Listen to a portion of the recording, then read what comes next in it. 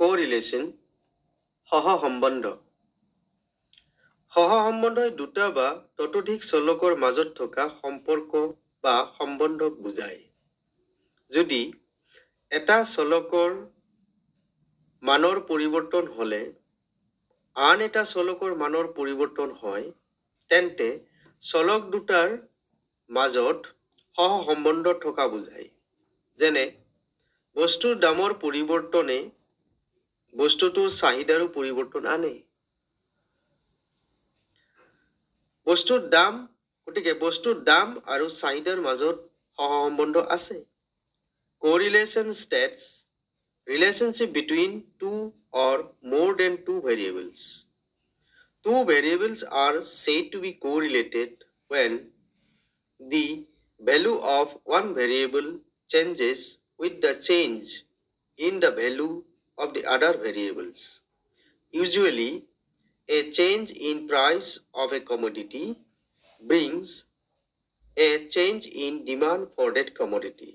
Hence, price and demands are correlated. সহসম্বন্ধৰ অধ্যয়নৰ বাবে বিস্তৃতভাৱে ব্যৱহাৰ হোৱা কৌশলসমূহ হ'ল The main methods of measuring correlation are প্ৰকীৰ্ণ চিত্ৰ অৰ্থাৎ স্কেটাৰ ডায়াগ্ৰাম। নম্বৰ 2 কাৰ্ল পিয়াৰছনৰ সহসম্বন্ধ গুণাংক অৰ্থাৎ কাৰ্ল পিয়াৰছনছ কোৰিলেশ্যন কোএফিচিয়েণ্ট। ইয়াক সাধাৰণতে কোৰিলেশ্যন কোএফিচিয়েণ্ট বুলি জনা যায় বা সহসম্বন্ধৰ গুণাংক বুলিও জনা যায়। নম্বৰ 3 স্পেয়াৰ্ছমেন অনুস্থিতি সহসম্বন্ধ বা স্পেয়াৰ্ছমেন ৰেংক কোৰিলেশ্যন কোএফিচিয়েণ্ট অৰ্থাৎ ইয়াক ৰেংক কোৰিলেশ্যন কোএফিচিয়েণ্ট বুলিও জনা যায় বা অনুস্থিতি সহসম্বন্ধ বুলিও জনা যায়। এই ভিডিঅ'টোত আমি কাৰ্ল পিয়াৰছন কোৰিলেশ্যন কোএফিচিয়েণ্টৰ বিষয়ে আমি আলোচনা কৰিম। অৰ্থাৎ এই ভিডিঅ'টোত আমি এটা উদাহৰণৰ দ্বাৰা কাৰ্ল পিয়াৰছন কোৰিলেশ্যনৰ সহসম্বন্ধ গুণাংক নিৰ্ণয় কৰিম। In this video, we explain Karl Pearson correlation coefficient, or we calculate Karl Pearson correlation coefficient with an example. প্ৰথমতে আমি কাৰ্ল পিয়াৰছনৰ সহসম্বন্ধ গুণাংক কি তাক জানি লওঁ। At first, we know what is Karl Pearson correlation coefficient. যদি x1, x2, xn xৰ n সংখ্যক মান আৰু y1, y2, yn yৰ তদনুৰূপ মান হয়, তেন্তে কাৰ্ল পিয়াৰছনৰ সহসম্বন্ধৰ গুণাংক সংখ্যাটো হ'ল rxy equal to covariance between x and y divided by square root of product of variance of x and variance of y.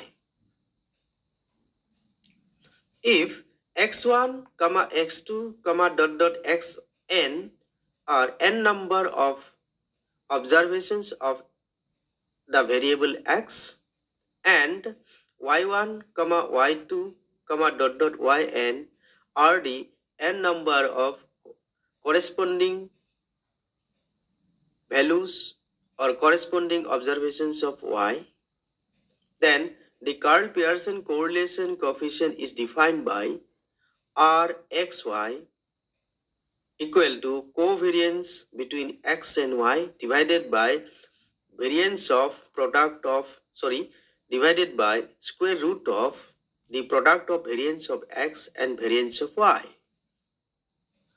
where য'ত covariance between x and y is equal to summation of the product of deviations of x from its mean and deviations of y from its mean. That is summation of x minus x bar into y minus y bar divided by n.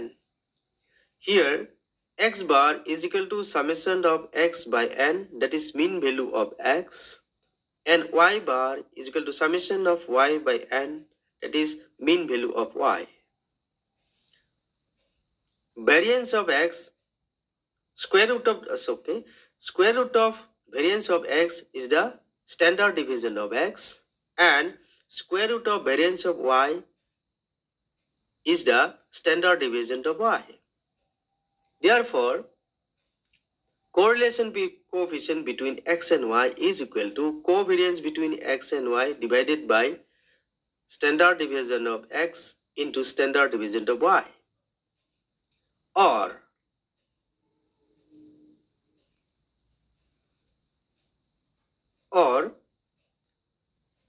Rxy is equal to summation x minus x bar into y minus y bar divided by n into standard deviation of x and standard deviation of y, because covariance between x and y is equal to summation of x minus x bar into y minus y bar divided by n. Or Rxy is equal to summation of x minus x bar into y minus y bar divided by square root of the summation of x minus x bar whole square into summation y minus y bar whole square, because standard deviation of x is the square root of summation x minus x bar whole square by n, and standard division of y is equal to square root of summation y minus y bar whole square by n.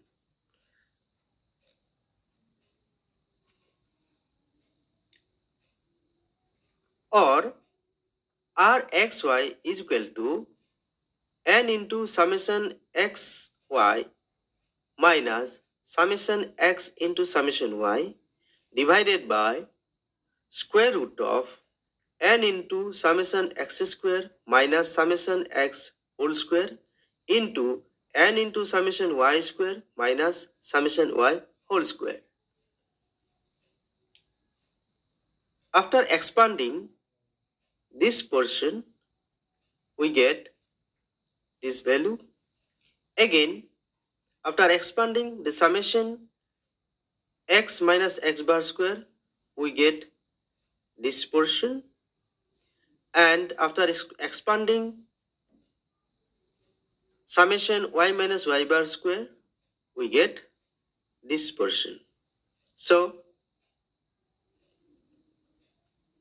correlation between x and y is equal to n into summation xy minus summation x into summation y divided by square root of n into summation x square minus summation x whole square into n into summation y square minus summation y whole square. Again, instead of using actual mean, if we use assume mean for taking deviations of the observations, then the formula for calculating correlation coefficient is Rxy is equal to n summation dx summation into dy minus summation dx into summation dy divided by square root of n summation dx square summation d square x minus summation dx whole square into n into summation d square y minus summation dy whole square, where dx is equal to x minus assume mean of x, that is a, and dy is equal to x minus assume mean of y, that is b. এতিয়া দেখা গ'ল correlation coefficient সহসম্বন্ধ গুণাঙ্ক নিৰ্ণয় কৰিবলৈ আমি চাৰি ধৰণৰ formula পালো। ফৰ্মুলা 1, যদি স্ট্যান্ডাৰ্ড ডিভিয়েশন x আৰু standard deviation y আৰু mean value উলিওৱা হয় তেতিয়া হলে formula 1 টো আমি ইউজ কৰিম আনহাতে mean উলিয়াই deviations বাহিৰ কৰিলে আমি formula 2 ইউজ কৰিম ঠিক হেদৰে mean উলিয়াই আমি ডাইৰেক্টলি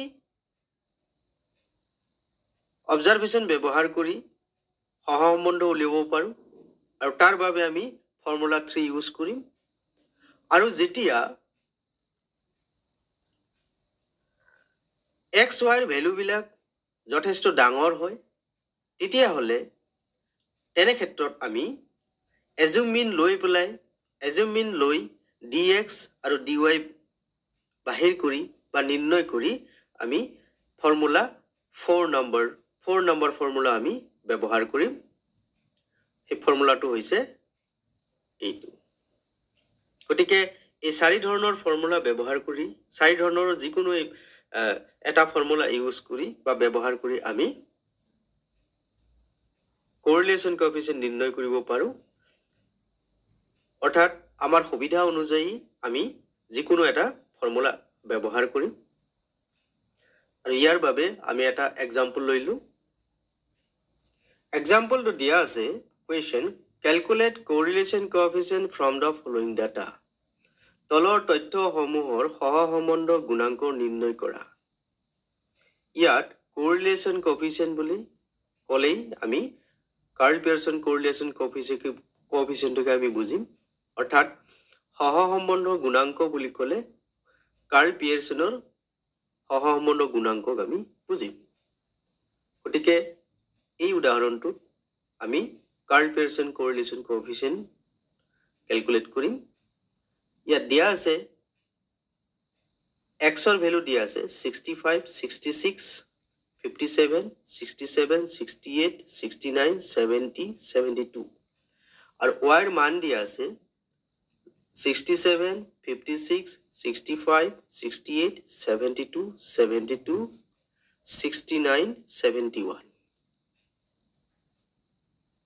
এতিয়া আমি তথ্যসমূহ টেবুল আকাৰে সজাই লম অৰ্থাৎ এই টেবুলত x ৰ কলমত x ৰ মানসমূহ লিখি লম y ৰ কলমত y ৰ মানসমূহ এইদৰে আমি লিখি লম প্ৰথমে আমি সামেশন x বাহিৰ কৰিম অৰ্থাৎ y ৰ x ৰ মানসমূহ যোগ কৰি আমি পাম 5 3 4 ঠিক এইদৰে y ৰ মানসমূহ আমি যোগ কৰি পাম summation y is equal to 5 4 0 এতিয়া আমি x ৰ মান পালো সামেশন x ৰ মান পালো 5 3 4 আৰু সামেশন y ৰ ভ্যালু পালো 5 4 0 এতিয়া আমি প্ৰথমতে x স্কয়াৰ বাহিৰ কৰিলো অৰ্থাৎ 65 ৰ স্কয়াৰ হ'ব 4 2 2 5 66 ৰ স্কয়াৰ হ'ব 4 3 5 6 57 ৰ স্কয়াৰ হ'ব 32 4 9 67 ৰ স্কয়াৰ হ'ব 4 4 8 9 68 ৰ স্কয়াৰ হ'ব 4 6 2 4 69 ৰ স্কয়াৰ হ'ব 4 7 6 1 70 ৰ স্কয়াৰ হ'ব 4 9 0 0 আৰু 72 ৰ স্কয়াৰ হ'ব 5 1 8 4 এতিয়া আমি সামেশন x স্কয়াৰ কৰিম অৰ্থাৎ সামেশন x স্কয়াৰ আমি পাম 3 5 7 8 8 হেদৰে y স্কয়াৰ আমি বাহিৰ কৰিলো 67 স্কয়াৰ আমি পাম অলৰেডি কৰা আছে সো 4 4 8 9 56 স্কয়াৰ পাম আমি 3 1 3 6 65 ৰ স্কয়াৰ 4 2 2 5 68 ৰ স্কয়াৰ পালো 4 6 2 4 72 স্কোয়াৰ হব 5184 5184 69 স্কোয়াৰ হব 4761 আৰু 71 স্কোয়াৰ হব 5041 ইয়াতে আমি সামেশন y স্কোয়াৰ পাম অৰ্থাৎ ইয়াক আমি যোগ কৰিম সামেশন y স্কোয়াৰ আমি পালো 36644 আকৌ আমি x into y কৰিম x আৰু y পূৰণ কৰিম 65 into 67 is equal to 4355 66 into 65 is equal to 3696 57 into 65 is equal to 3705 সেইদৰে আমি পাম 4556 4896 4968 4830 5112 এতিয়া আমি সামেশন xy কৰিম 36118 এইদৰে আমি সামেশন x ভ্যালু পালো সামেশন y এর ভ্যালু পালো সামেশন x স্কয়ার ভ্যালু আমি পালো সামেশন y স্কয়ারের ভ্যালু পালো আর সামেশন x y এর ভ্যালু পালো গতিকে আমি এতিয়া ফর্মুলাটো লিখিলাম r x y is equal to ফর্মুলাটো মনত ৰাখিব summation xy minus summation x summation y so square root of n into summation x square minus summation x whole square into n summation y square minus summation y whole square এতিয়া আমি ভ্যালুবিলাক বহুৱাই দিম n হল 8 অর্থাৎ number of observation বা pairs of observation 1 2 3 4 5 6 7 8 so n is equal to 8 8 into summation xy পাইছো আমি 36118 minus summation x পাইছো summation xy পালো summation x পাইছো 534 into 540 square root n whole 8 into summation x square is 35788 minus summation x 534 whole square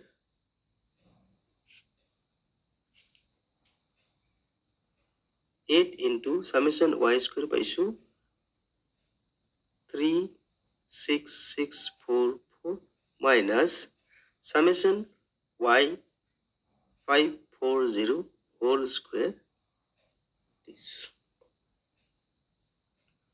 equal to 8 into this we get 288944 minus multiplication of 534 and 540 we get 288360 square root 8 into this is equal to 286304 minus square of this we get 285156 so multiplication of these two we get 293152 minus square of this equal to 291600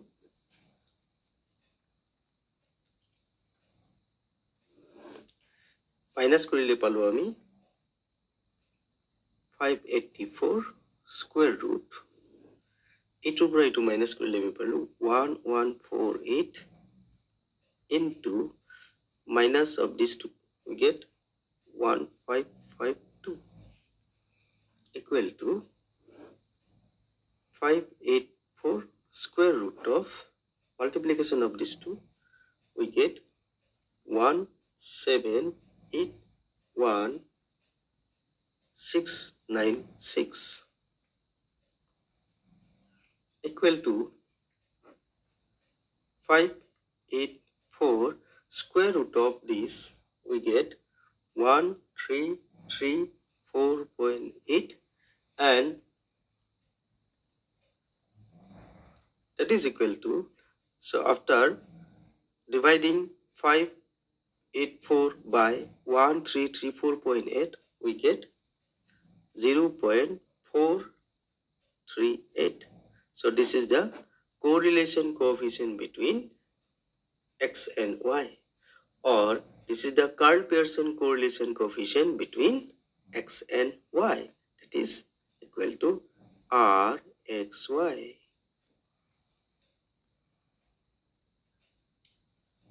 ইয়াত দেখা গৈছে x আৰু y ৰ মানসমূহ ডাঙৰ হোৱাৰ কাৰণে আমাৰ x স্কোয়াৰৰ ভ্যালু বা x স্কোয়াৰৰ মানসমূহ বা y স্কোয়াৰৰ মানসমূহ বা xy ৰ মানসমূহ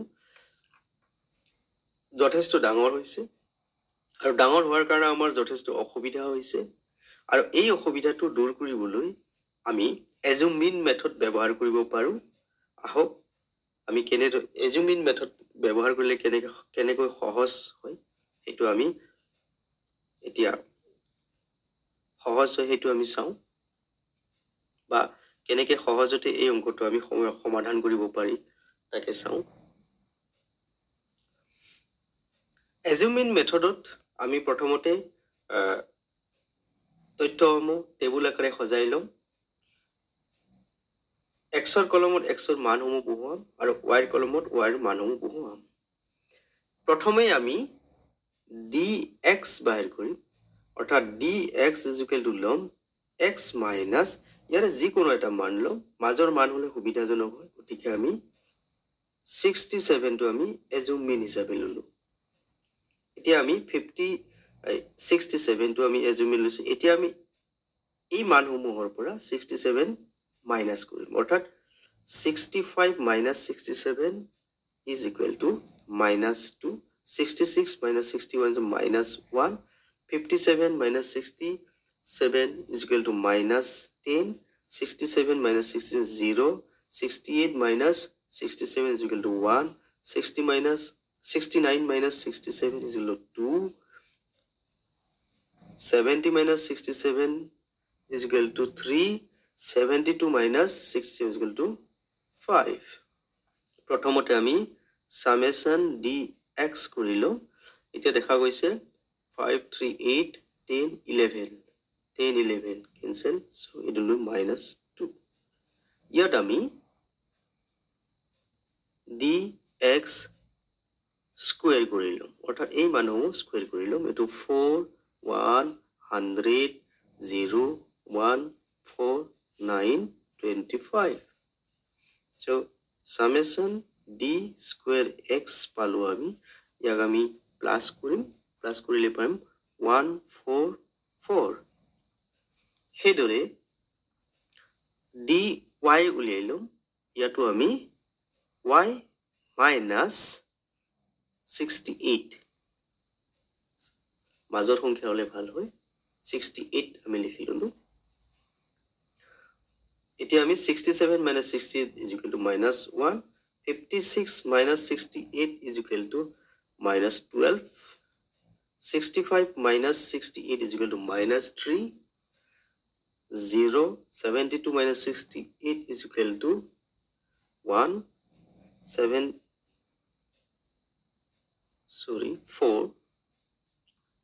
72 minus 64. 69 minus 61. And 71 minus 60 is equal to 3. So summation dy is equal to 4, 4, 8, 9, 12. So 12 will be minus 4. ইয়াতো আমি dy স্কোয়ার, এইটো আমি স্কোয়ার কৰি লওঁ, এইটো হ'ব 1, 144, 9, 0, 16 16 1 9 summation d square y পাম আমি 196 এইবার আমি dx into dy অর্থাৎ dx আৰু dy আমি মাল্টিপ্লাই কৰিম dx into dy so -2 -1 multiply কৰিলে 2 -1 into -12 is 12 -10 into -3 is 30 0 into 0 is 0 1 into 4 is 4 2 into 4 is 8 3 into 1 is 3 5 into 3 is 15 so summation dx dy is equal to আমি total কৰিলে পাম 74 এতিয়া আমি dx dy d square x d square y or summation dx dy এই সকলোবিলাক মান উলিয়াই ললো এটা ফৰ্মুলাটো লিখিম xy is equal to or ফৰ্মুলাটো আছিলে n into summation dx dy minus summation dx into summation dy square root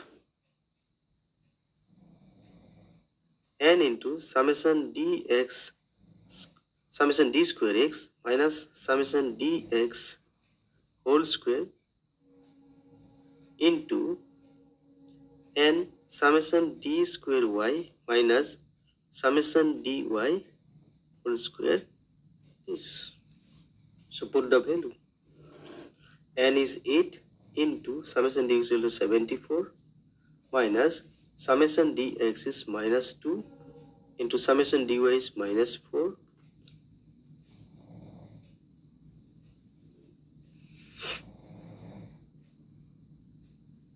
n is 8 into summation dx square summation d square x is 144 minus summation dx is -2 whole square here to 8 into summation d square y is 196 and summation dy is -4 whole square.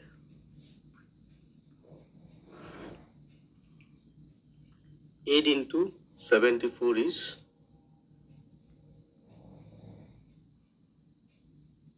592 minus -2 into -4 is 8 8 into 144 is 1152 minus 2 square is 4 similarly 8 into 196 is 1568 minus 16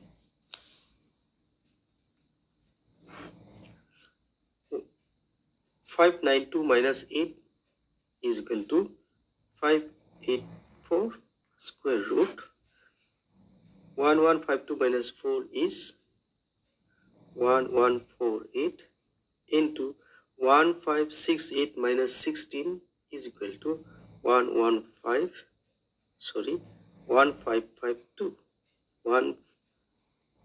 1552